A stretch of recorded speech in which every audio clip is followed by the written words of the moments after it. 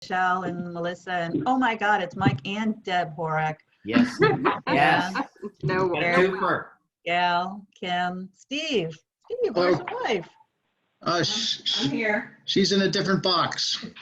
Oh my gosh, she gave her own. Hi, Jim. Hi. I don't know who 484947 is, but hello. Mary Sue Boyle with Brandywine Battlefield Associates Board. Hi, Mary Sue. Good to hear you. You as well. She's recording.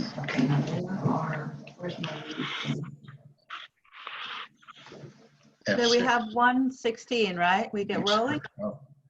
Yes, we can absolutely get rolling. Very good. So just a few quick housekeeping things before I turn the mic over to Karen.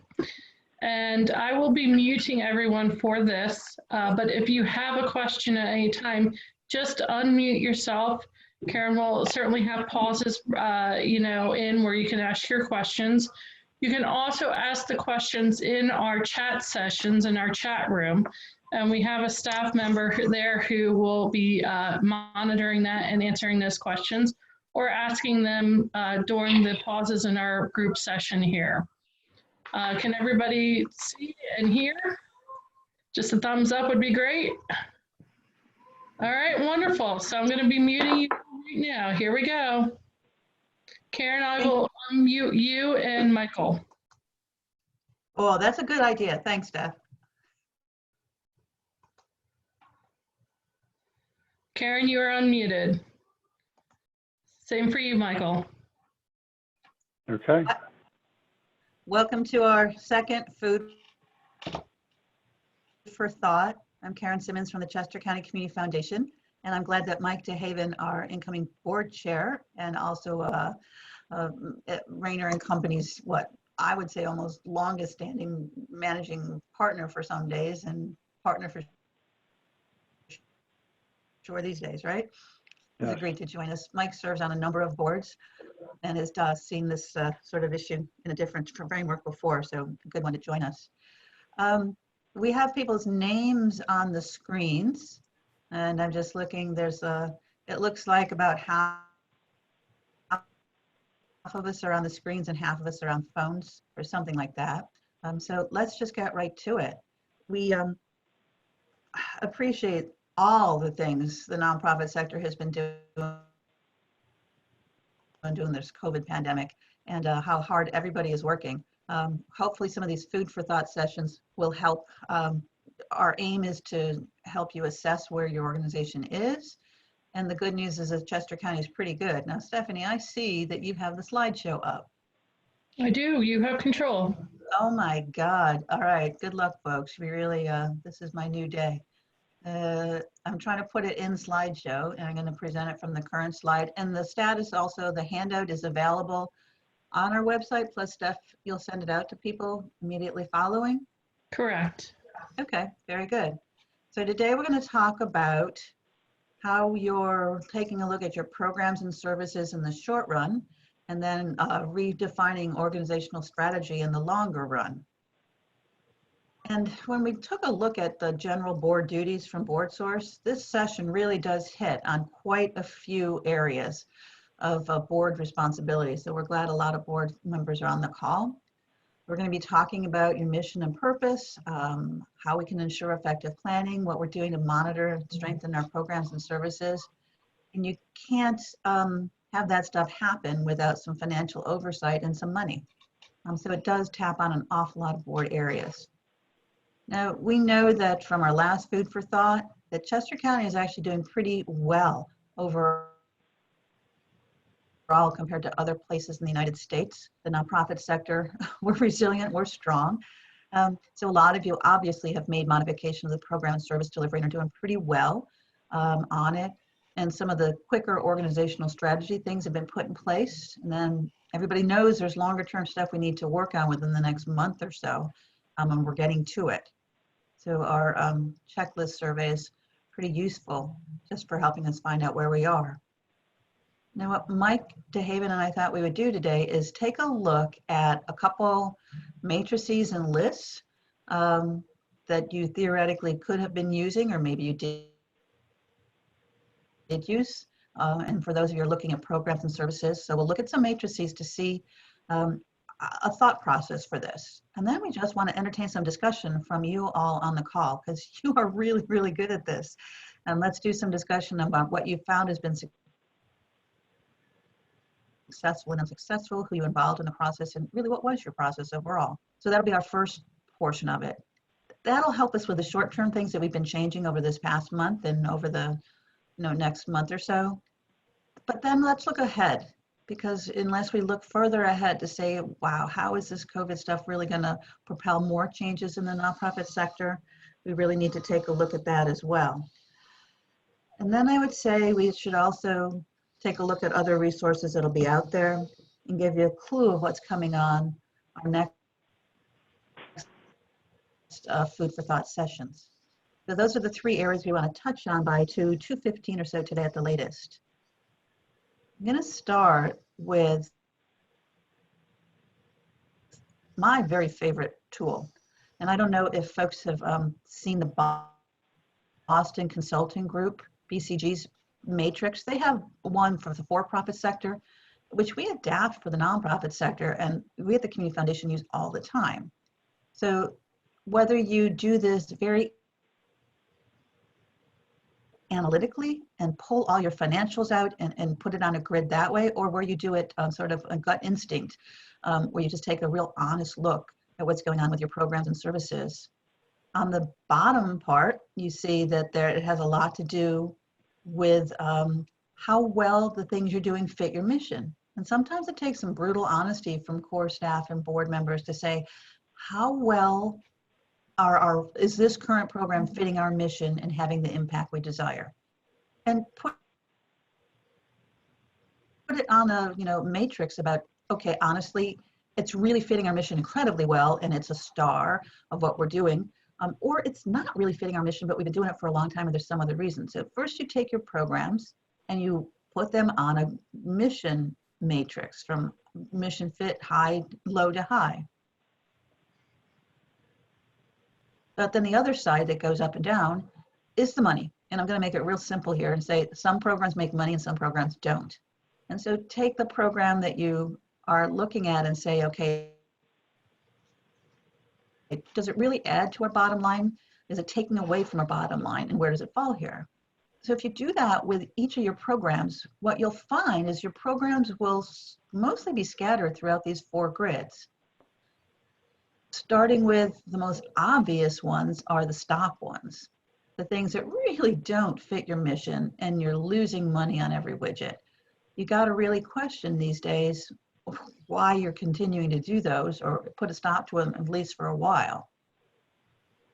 The ones that are the heartfelt ones on the bottom definitely have a strong fit with your mission and you're making a good impact, but you're losing money on it.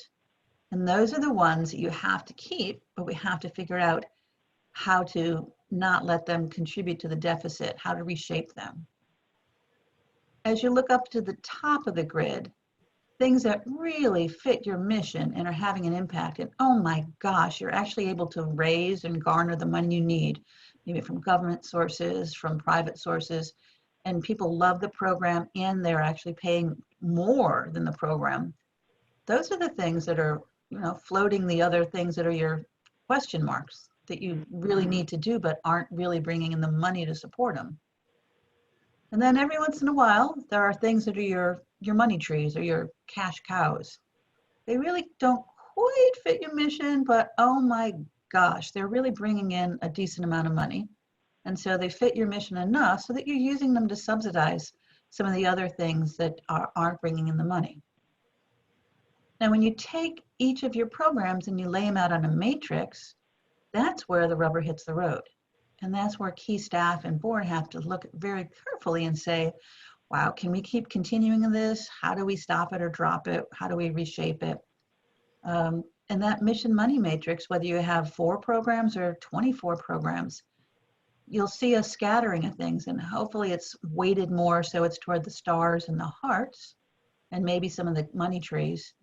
But if you got so much and we're losing money and it really doesn't have a strong mission fit, you got to be really careful, obviously. And The sad fact is that if your nonprofit was overweighted in a category that's not helpful before COVID, you're going to feel it so close now. And there's a lot of nonprofits that are going to have to stop or merge or get out of business because they were weak pre-COVID, and they're even weaker now that COVID is here and the follow-up is happening. So I really do urge you to look at the mission money matrix and the Boston Consulting Group matrix and try to put your programs there. Now, I've been talking for a long time, so I'm going to stop and open it up to Mike and anybody else to make some comments here. Yeah, Karen, I'll add, I really like the matrix as well. As a board member, it really helps you focus on and ask the right questions of all the programs that you in your nonprofit, ones that are successful and the ones that aren't. Obviously, measurement is very important. You know, do you have the financial systems in place so that you can understand how you know, the money coming in for each individual program and your direct expenses and your indirect, like your overhead that's allocated to each one, so you can actually measure. But also bring up, I like what Karen said earlier. You often have different skill sets on your boards. It's important to have the financial folks who can easily assess these.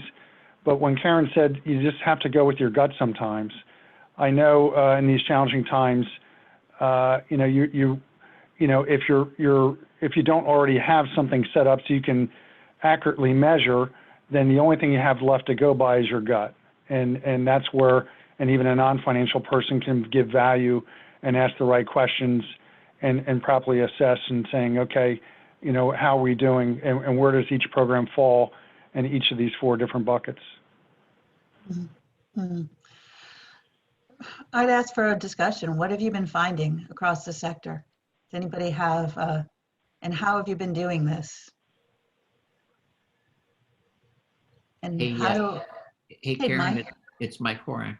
So I can give you a little bit of experience. Up until last year, Deb and I were part of the executive board over at TikTok, and then we had to roll off for term limits, right? Deb was the secretary and I was the president. This matrix, if you look across the bottom, it says mission and impact. What we found over at TikTok was it works just as well if you think of the bottom as things that you can control and things that you can't control. So the things that you can control would slide to the right, and stuff that you can't or cannot control would slide to the left.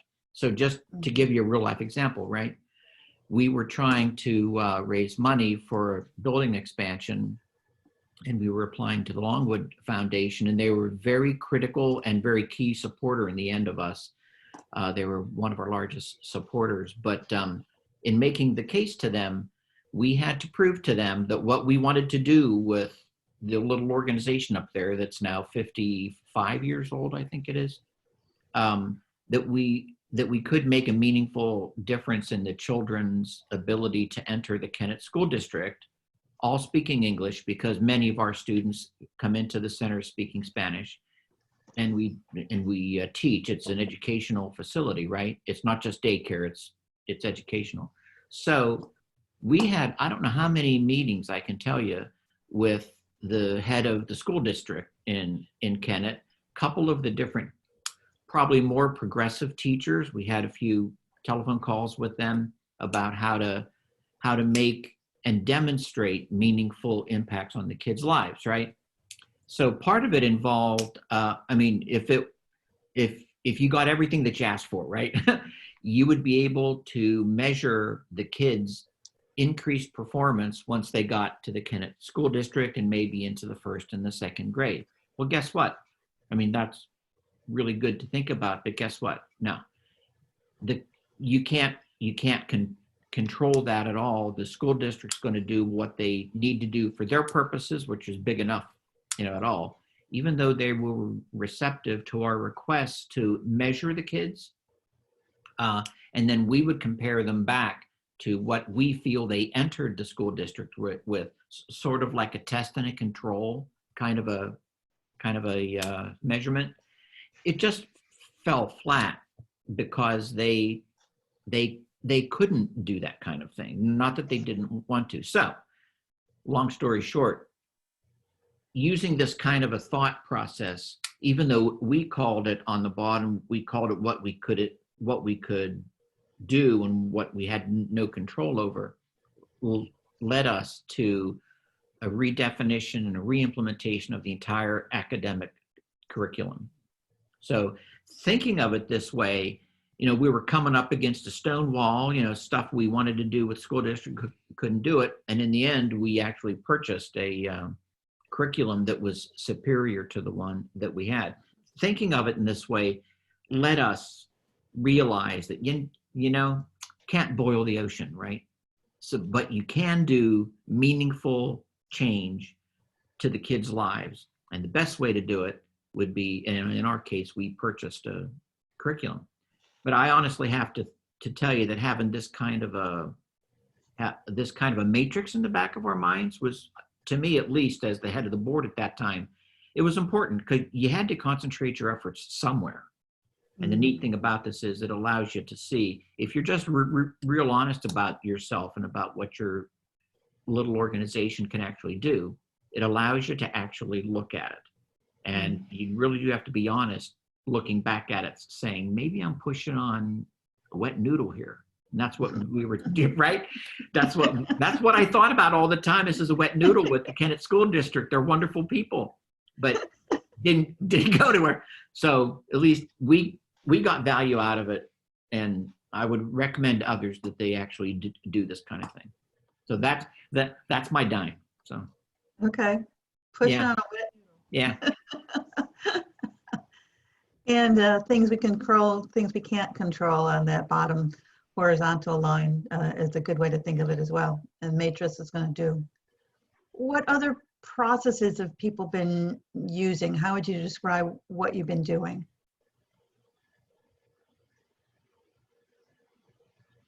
Like Michelle, I'm going to pick on you because I know you come from the business sector.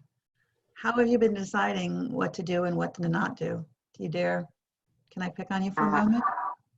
I do. So I've been in touch with the board on a regular basis. The first thing we did was really grab a hold of the finances and figure out what we could take care of, because we wanted to keep funding at pre-pandemic levels.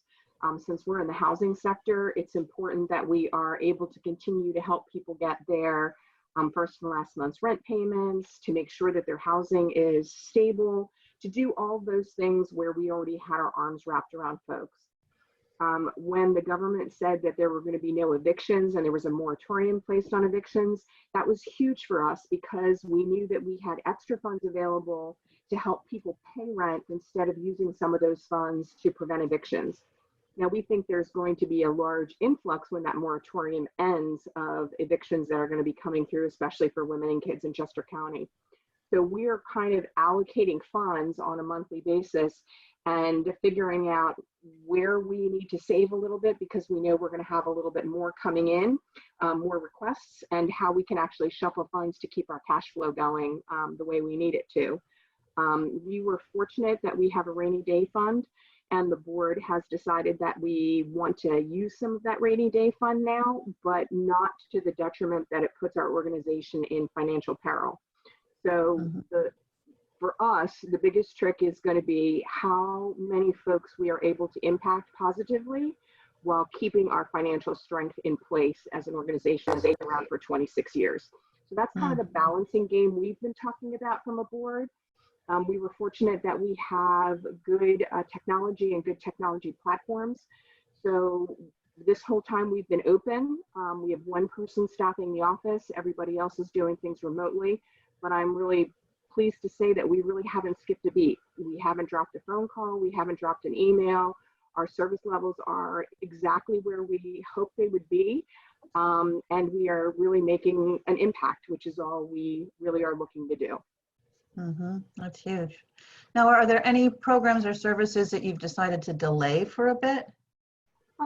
There are some things in the strategic plan that we were looking about at some, different ways of delivering services.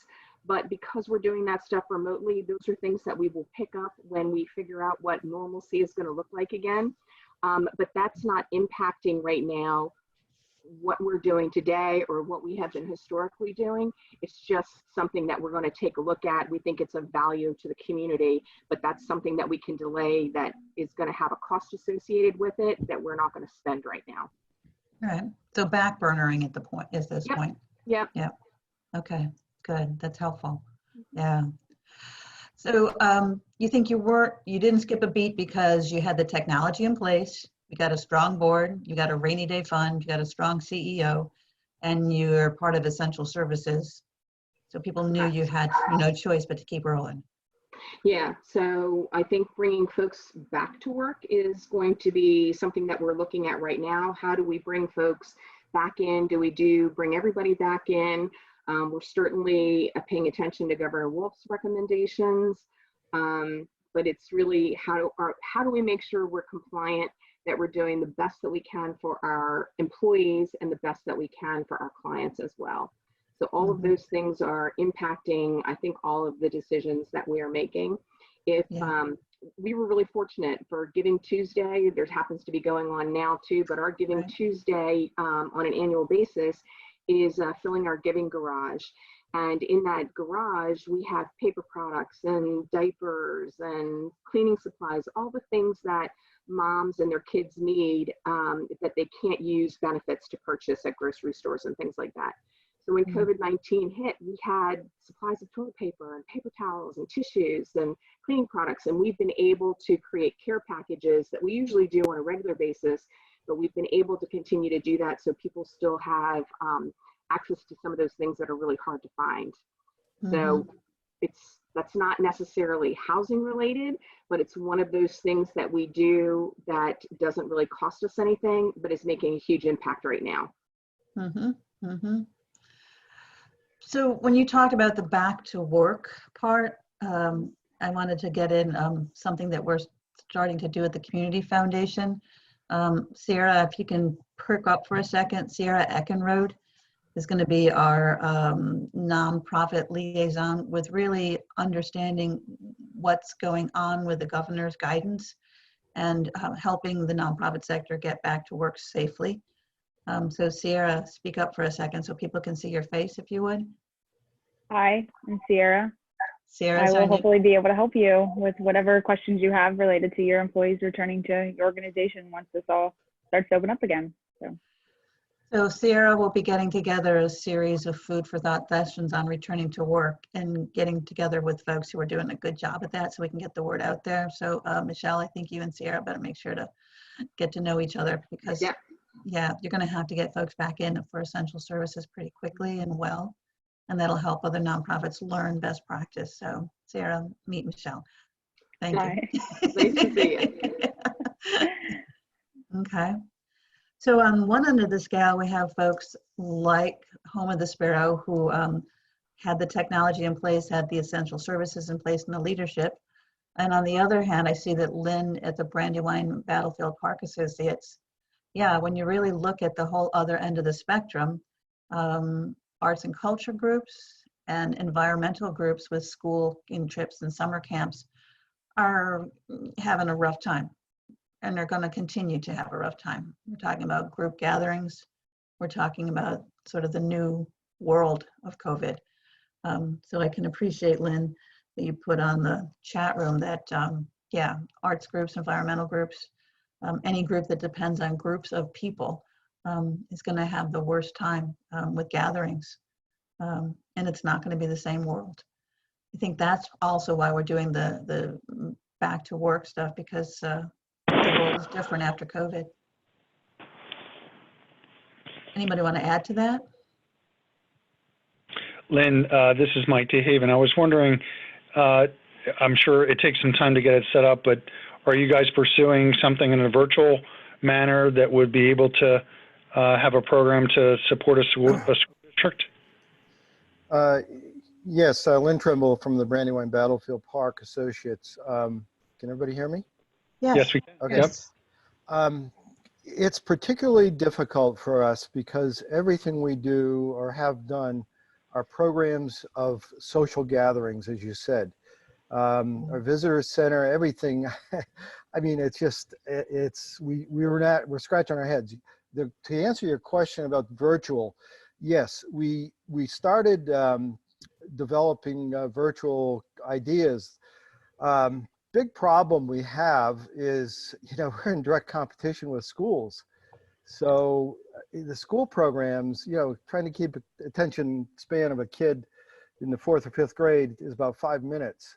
So trying to develop interesting programs for them has really, really been a challenge. I've reached out to my colleague, Dr. Scott Stevenson at the Museum of the American Revolution. They have a virtual program. We've tried to network with on that. So we're really working on a lot of creative ideas. One of our things our educator, Andrew Outen, has done is dusted off an old concept that we used to take out to the schools called the traveling trunk. And so we're transforming, he's actually transforming that into a virtual program to answer your real question. But what we've done is really kind of creating new concepts like Museum Monday, for example, on Facebook. We'll have a theme. We've actually taken our 18-minute video, the PHMC video, gave us approval to broadcast that on Facebook. So we're taking things out to the community, trying to, I guess, maintain our brand, I guess is what we're really trying to do. Obviously, it's not bringing a lot of revenue in. We have that donate button that kind of sits there. But that kind of, hopefully that summarizes it up. Yes, we are trying just about everything we do. We've changed our thinking process. But I think it's, in the end, though, it's going to be a positive thing because it's forced us into an arena that we never were in before. Mm-hmm. I was wondering, Stephanie Stevens or Sierra Ackenroad, can you talk a little bit about what the Chester County Culture Alliance is doing with the Greater Philadelphia Culture Alliance to help arts, culture, library, and environmental groups? Right now, they're still trying to get their kind of everything in line and finding out what the needs are for the different organizations. Right now, that seems to be immediate as funding, and they're trying to find ways around doing that.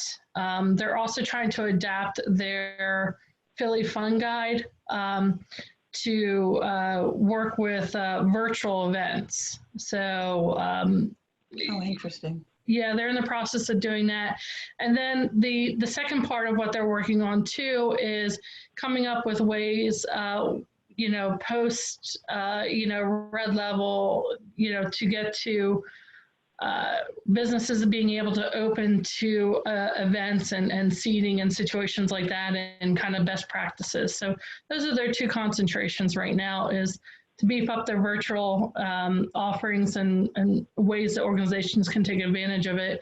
And secondly, the in-person stuff, how to do that while, maintaining the social distancing. Okay. Sarah, if you would put up the Cultural Alliance's website for anybody who's arts, culture, environment, library to take a look at, history, that would be heritage, that would be great. Because we're trying to get, there's special needs for arts, culture, and heritage organizations, definitely. Yeah. Let me go on to the next handout, if you don't mind, just so that you know the sort of technical stuff that's here, and then we'll keep talking with the group. The other part of this is if you like more words than pictures, there is this old classic workbook that is still out there at Amazon.com called Coping with Cutbacks. And it was developed by the Wilder Foundation in the Midwest and the Fieldstone Alliance. And Coping with Cutbacks it's a really nice workbook to help you go through all the different areas on how to deal with cutbacks. The thing about it that I think is interesting is it starts with some of the most basic things. And I think, again, the handout is going to be on there. We just took Appendix 4, I think it was. Because obviously, Michelle, you mentioned the first thing you do is you take a look at the money. You take a look at any kind of financial strategies to cut or control costs. So how do you modify staffing and related costs, analyze purchasing, payables, infrastructure, all that good stuff. And we'll do more of this on the finance security call next week as well. So then the other, if you just want to keep running the checklist, you take a look at how you're reducing services and then increasing revenues. Obviously, everybody's saying, let's manage our money a little differently. Is there any way we can increase fees? Oh, how can we do more fundraising? Thank God for Giving Tuesday. And then are there services that we actually, I don't know, can add at this point? How do we increase productivity, especially when it comes to virtual technologies these days? So there's revenue generation, productivity strategies. The thing that we're talking about today are the structural strategies. How do we take a look at our mission? How do we take a look at the organization structure? So use this checklist to say, okay, what am I doing? And is it working? And how are we modifying the organization's culture? In a huge way right now, of course, we're modifying the whole idea of working remotely and honoring the fact that folks are not going to run back to clusters. Now, the engagement strategies are the other things that are working really well. And Lynn, when I heard that, you have a best practice friend that you're working with to get some ideas, we've seen, of course, more and more nonprofits come together to try to work together, trying to engage the community more, trying to engage the business community more and the public sector more. So pandemics like this, issues like this, really do lend themselves to groups coming together who were kind of working pretty fast and did a little bit together, but are now doing more together. So if you really, really want the ultimate checklist, go to Amazon.com and spend your $29.99 on coping with cutbacks, or at least use this free checklist just to see, are you turning over every single stone? So I did want to put that out there as well as a possible tool for folks to look at. Questions, comments, observations on that?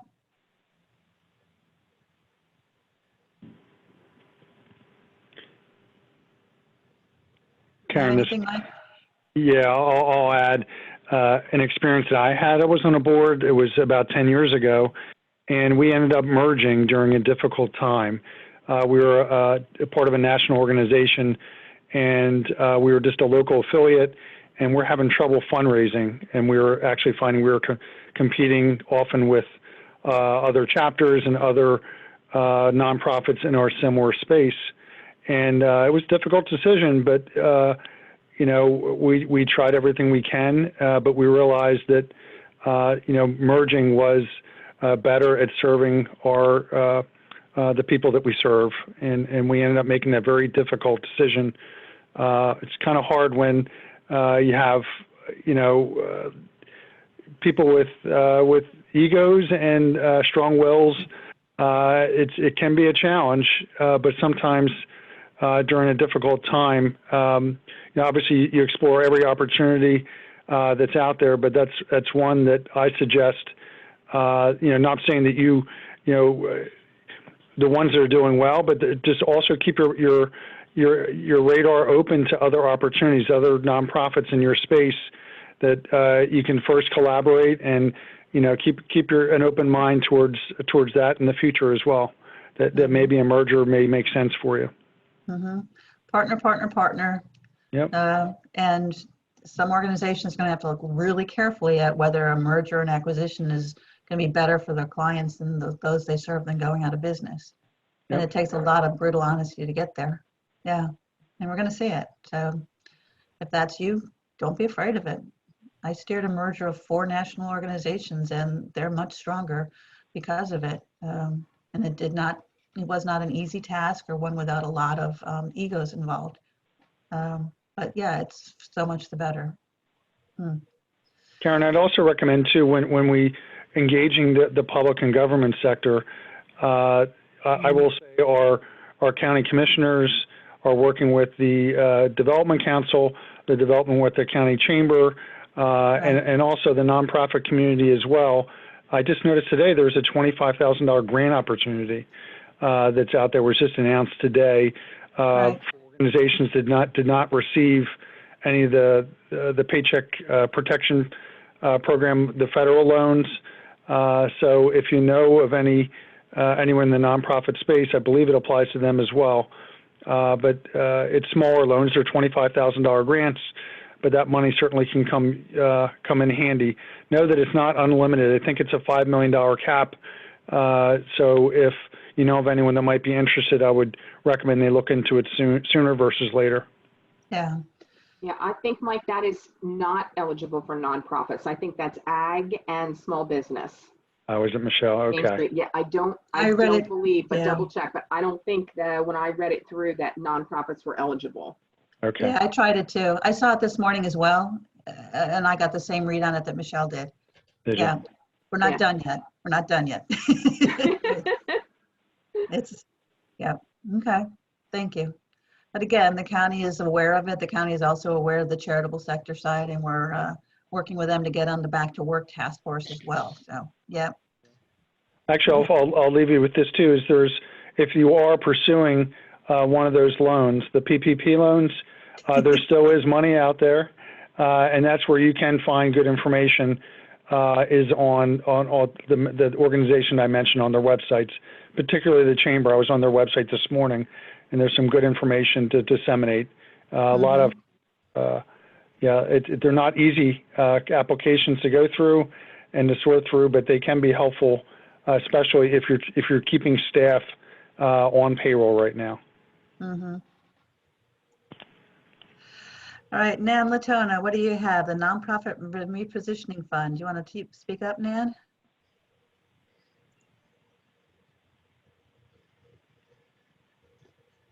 Oh, the Repositioning Fund. I see Sorry about Nan's that. note. Yeah. That's okay. Yes, the Repositioning Fund does have merger money. So to apply, have you taken advantage of that and gotten service?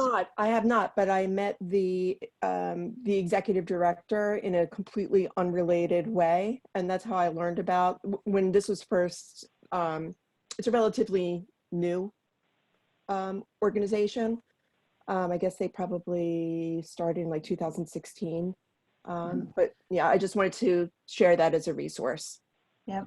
Najis Namovi, I can't even say her last name anymore, is an incredible repositioner. Yeah. Yeah.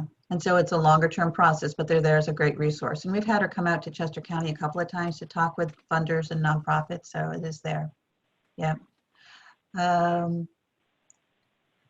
Lynn Trimble, you asked, where do we apply? Was that the source that Mike was talking about you were looking for? Or the PPP monies? Yeah, it was, then I heard we were out. Nonprofits aren't quite. Okay. Yeah, not yet. I have a question. In the first phase, there was a $10,000 grant for disaster emergency funding under SBA. We looked into that. It looks like they're not taking applications. I would assume that the fund ran out of money. Does anyone know if that's going to be refunded, or is that gone? As far as I know right now, they're trying to reallocate more money to it. We keep looking at it every couple of days, and hopefully by next Tuesday's fiscal security session, they'll make an answer. So it's on our website. We keep up with that one too. Yeah, do you know anything about that one?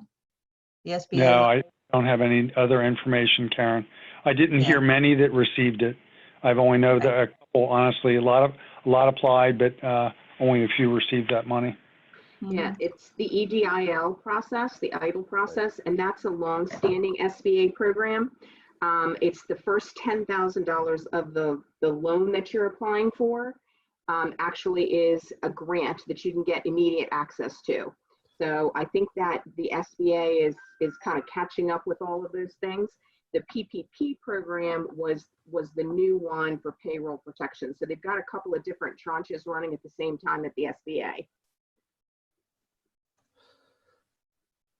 So the link's on our website. The PPP still has money, and the SBA doesn't, but they're looking for a new allocation. All right. All right, let's go onward then. What time do we have? Oh, look at that. All right, so we talked a little bit about the coping with cutbacks and the mission money matrix. This little question here about what will be the most significant influencers that propel changes for your nonprofit. Putting it in a planning framework. I mean, this is not an exhaustive list. This is a start of the list. But as we move ahead, we've got to take a look at what are the political issues, the pest, political, economic, societal, and technological issues. And so this was just a quick little brainstorm just to get it rolling, but I find it's a useful exercise to do, again, with staff and board, so that you can start to get some conversations going about what is going on and see if you can get folks either on a similar page or to think of things that you haven't thought of. So as we look ahead, obviously we're seeing in the political sector a huge divide between either, we shouldn't have been shut down at all because the government doesn't have a right to do that to people, to, oh my gosh, people need to stay at home to protect the community's good. So it seems like the divide is getting larger. That would be my personal and professional thing. And then who's getting supplies and access to supplies, and who's getting supplies to funding, and then the states and the federal infighting. So the political thing, the pandemic is now, I think, reached the political stage, even more so for the haves and the have-not. And it's going to be a tough one because it isn't just about money anymore, or it's just not about health anymore. Money was second, politics is coming in. In the economic side, we've got some poor market performance, but it's not really as bad. I'm amazed to say. The stock market investments are not as bad as one could have feared.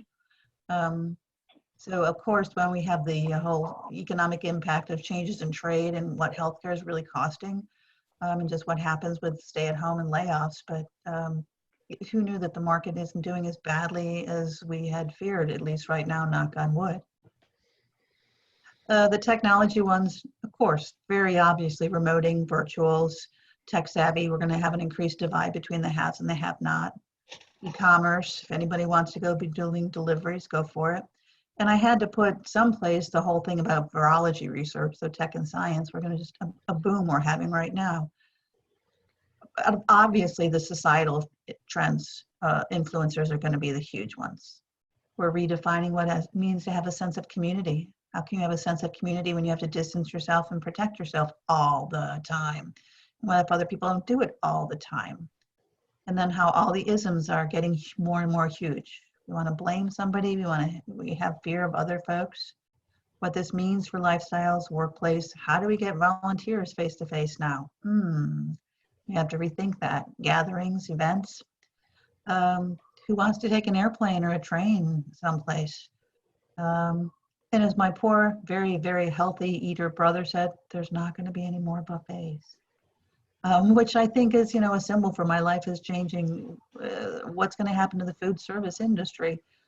And what are we going to do with the arts, culture, entertainment? I mean, movie theaters and just shopping implications. So the societal influencers are huge, having to rethink every single facet of how we interact with people. So, I mean, that's just a start, but it's a good conversation to start to have with staff and board. And if you use some kind of grid, it'll help you be able to put it in a way that starts to make a little bit of organizing sense so that you can take a look at how it impacts your programs overall. Ideas, thoughts on that? Other big influencers. This was just the first 5 minutes of brainstorming. Or what's the biggest influencer moving forward?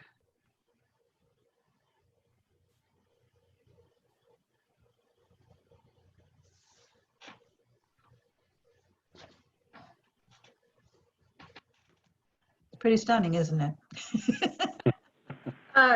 Karen, I can jump in for a second. Thank you, Jameson.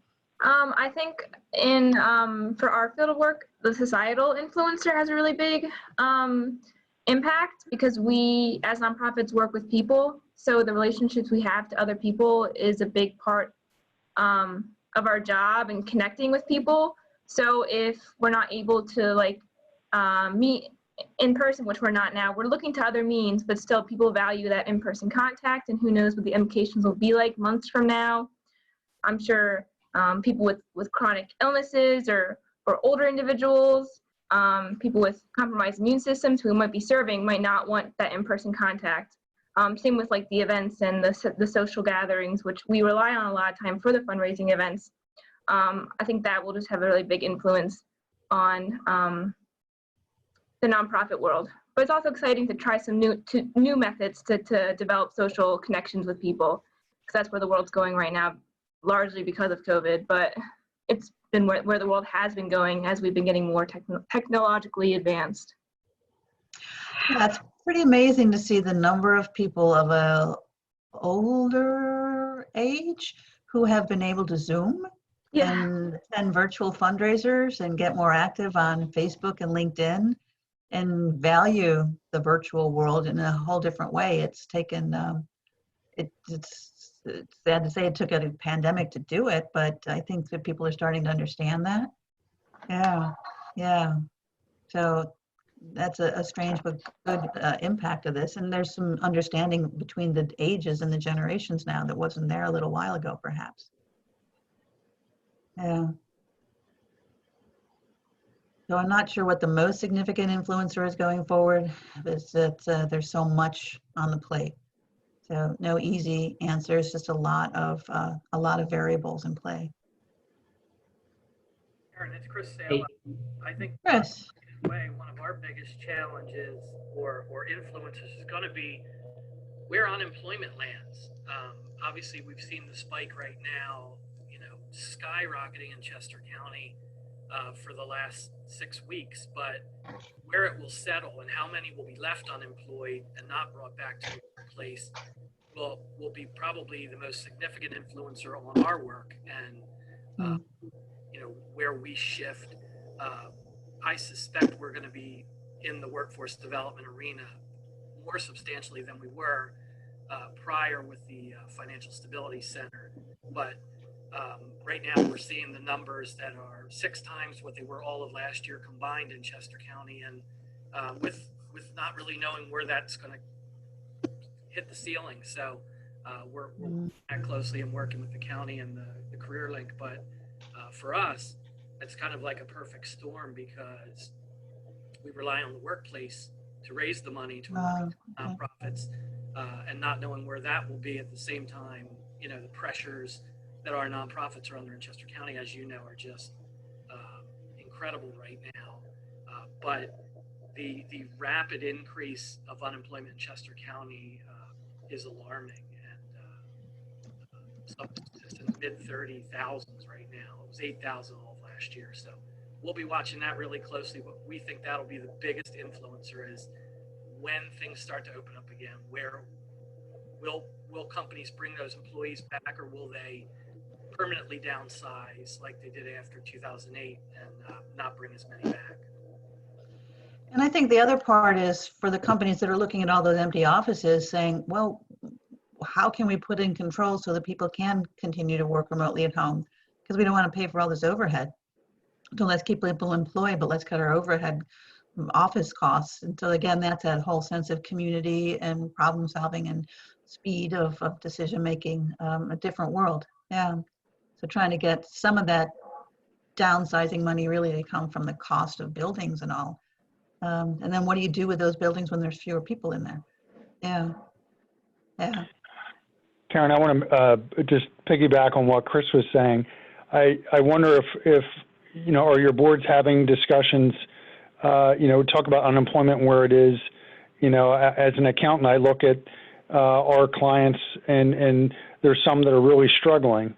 And I know many of you, we all rely on corporate donations, and wonder how that's going to impact our budgets.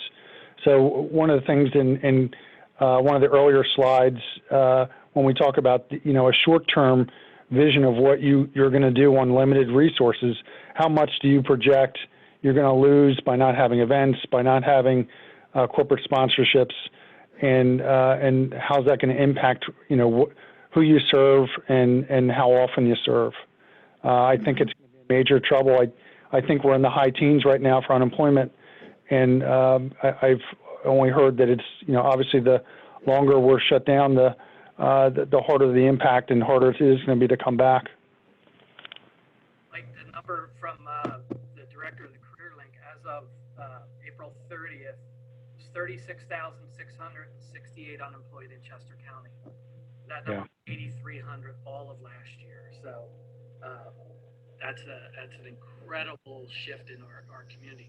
For us to add to that challenge is, a lot of the money that we raise is based on pledges that people have payroll deducted over the course of the year. So this thing hit in February, or hit in March and April. So we were only in the third month of payroll deductions, and the employees aren't there to have the money deducted. So Yep. the pledge shrinkage will be a big factor for us. We're trying to address it from the standpoint of, and I hope a lot of nonprofits will look at it the same way. We know the nonprofit sector is not going to be the same on the back end of this. And we hope we're not the same. We hope we're better. So we've kind of internally been taking this opportunity we're calling it the United Way 2.0, and we're just completely focused on stuff like what Jamison was talking about, making the shift to a digital world. And we're getting ready now so that if the workplace doesn't resume in an office building, that we can still connect with employees through technology and other means to continue the conversation about community needs and solutions. We hope that there are other nonprofits that are thinking about it after this, rather than just the problems of today, but thinking about 3, 6, 9, 12 months out from this, and where they'll be, and anticipate what some of those needs are going to be, and then start to get ready for them now. Yep. Yeah, I agree, most definitely. That's what we're doing.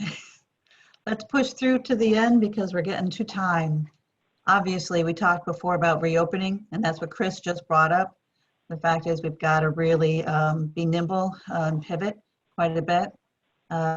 Anybody who's got task forces together on reopening in Chester County and how to keep things safe, please get in touch with us so that Sierra can be involved with those. And we'll get that information out to you, most definitely, because that's what we're looking at for the next few months. And then longer term, other resources. I've got to say that if you have a moment to read some of the articles on the Community Foundation's website, are what do we look like after COVID, life during after COVID-19. We've collected, Sierra, Jamison, Beth Kay, and staff have collected some of the best articles from around the world, I think. And this come out with just the cream of the crop, though. We don't want everything. So the good that can come out of an upside down world, how the coronavirus will change the world permanently. They give you some really useful ideas. And of course, the measured approach to reopening in Pennsylvania, thank God for that. So there's additional resources on our website. There's straightforward resources for nonprofits directly on our website, and that's our Angelina Jolie, our world ambassador, waving us to be safe and goodbye. So we just want to make sure, I think we're going to get out of the, next week on our workshop, we'll be talking about managing fiscal stress, and our controller, Bob Ferguson, along with Kathy Willichek, who's a CPA in Southern Chester County and serves on our board. We'll be giving some tips and gathering some information from you all about best practices for that. And then with what you all just talking about, virtual events and virtual fundraising, Jamison and Beth Kay have been doing some really good best practice redesigning, information gathering. There's some things going on in Chester County and the world, and we want to bring them to your attention so you can see what folks are doing who have been through this ahead of us. So those are some of the upcoming Food for Thought series. As I said, we'll be doing a return to work one as well on a separate level. So that's what we have for today's session. How do I get out of here, Stephanie? I got you. Thank you. Give up remote control, gone. Did we cover what needs to be covered for the day? It's not all fun information by any means. What kinds of questions, observations, how are you doing? Sorry it wasn't all upbeat. There's a lot going on. Anything? Come on, Melissa, you're smiling. I'm smiling, right? You got it. So I'm with Silo, a nonprofit organization out of Oxford, stands for Serving, Inspiring, and Loving Others. Our mission is we're a welcoming and diverse group that welcomes I can't even remember our mission right now. Welcoming and diverse group of friends who come together to serve, inspire, and love others in our community. So that's still wonderfully quite relevant, even though we can't be physically close to our friends. We've basically ditched all of our normal operations. Our community meal of 200 people a month isn't going to happen for a while. Home visits, work projects, transportation, a lot of that's on hold. We've given that up for a new program we're calling Delivering Hope. So we're basically delivering food and other supplies. We're working with our development, doing a lot of collaborations in the midst of that, but working with our development committee and our board to think about what's next. We're in the middle of some strategic planning. And I don't know if others are feeling this, but actually the idea of long-term planning feels very strange right now. I think we're doing a lot of one-year planning, 3-year planning, but anything beyond that, it just feels like there's so many things changing still. Our entire trajectory may be changed in a week or in a day. Right now, what we're focusing on is trying to come up with a reopen plan that matches the color-coded plan. Also helping to prepare ourselves if we have to go backwards again later. It reduces some of the conversation, so we just kind of know what comes next. But don't know if other people have some suggestions about how they're starting to think about reopening. We're a very hands-on, high-touch organization. Other than, you know, some basic safety protocols, we're trying to get really creative about how we move forward and help people. Any ideas yet from anybody? Too soon? Smallest groups possible? Clusters of less than 2? Hey, Karen. And Mike. Melissa, I was just going to say, I think, Melissa, you're right on the money. Just from my perspective, I come from a corporate world, and I have to tell you that talking about a strategic plan when you're talking about 5 years down the road, you'll be surprised how little gets done. Exactly. I'd be happy to think to Friday. So, and my thought would be, don't beat up on yourself by trying to think small right now and saying, what can I do for that family down on the corner? That's where it all starts anyway, right? It sounds like you've already repositioned your organization to start in the direction you just need to go. I think you're on the ball. And I think I found honestly that strategic planning with a real serious look at this year, with one eyeball looking at next year, right? That's about all you can do. Because get through this year, get some good goals under your belt. Okay, now we're closed. 2 weeks, where do we want to be? 1 month, where do we want to be? Get over that, and you'll have a lot of accomplishment. So it sounds good to me. It does. It does. It does. Anybody else want to add thoughts? Just to add on top of Melissa, your thoughts on being a high touch nonprofit and how that is a little bit difficult to shift into the remote setting. Myself, we are with Thorncroft Equestrian Center, so we are hands-on services for people with and without disabilities with the use of horses to facilitate that, so which can be a very difficult thing to replicate in a virtual setting. But we've looked at trying to do a staged reopening, you know, as soon as viable based on government recommendations, but how can we replicate our mission, even if it's not exactly the way we had served it before, but really taking that impact and changing how we achieve the impact. And so that's what we're looking to do for us as an organization, so that when we come out of this, show that we are an essential service and provide an impact to the community that is essential. So Melissa, I think that was a great point that you made, that it's really tough to completely shift, but it doesn't mean that we need to leave our mission behind or that we aren't relevant on a day-to-day basis, even if we can't touch our constituents. It's hard work. It's hard rethinking the whole thing. And we're doing the same at the barn at Springbrook Farm. We do animal assisted activities for children with disabilities. We run a camp in the summer that is it's a large gathering, which we know we can't do. So we're looking at ways and actually communicating with our families to figure out, you know, maybe once the restrictions lighten up a little bit or lessen up in Pennsylvania or in Chester County, we might be able to have one family out at the farm at a time and, you know, clean in between. And so we're looking at ways to fulfill our mission, but on a it's just going to look different than it has in the past. Mm-hmm. And we're asking our families what they want. We've talked about some virtual things, the goat yoga, stuff like that. We're not sure our families really want any more virtual things because, their kids are sitting in front of screens, some of them doing school. So we're working through a lot of different, what this is going to look like over the next, we're starting for the first with 3 months. And then we'll go from there. Yeah, that's good. Good. Good. I'm glad. Thinking through. Anybody else?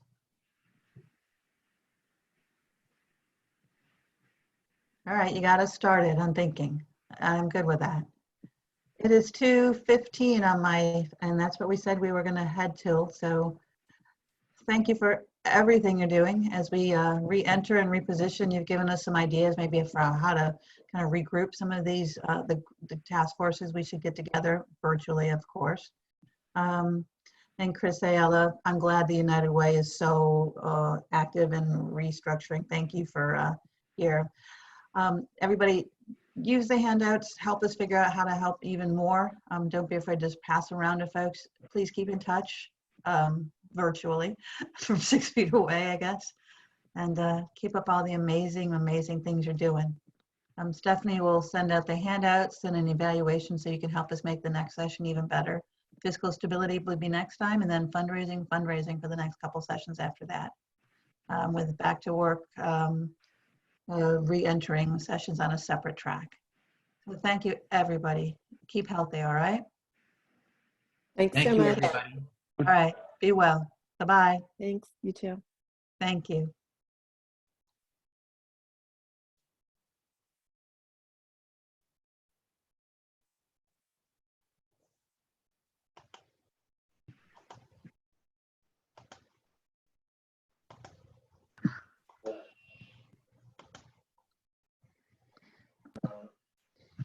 Fine. You are good. Beth, how did you do that the whole time? You're still on CCCF Zoom, You're on that mute they too. see. I was letting people from the waiting room in. I think Thank you. the Zoom morning for investment calls. So somehow I didn't log out. So I think that's what happened. But I'll work on that.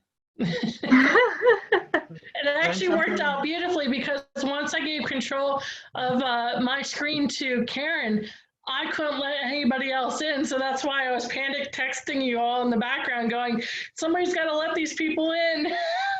So Steph, can you stop the recording so this conversation isn't on the... Done. Okay. Sorry, I turned my little phone down.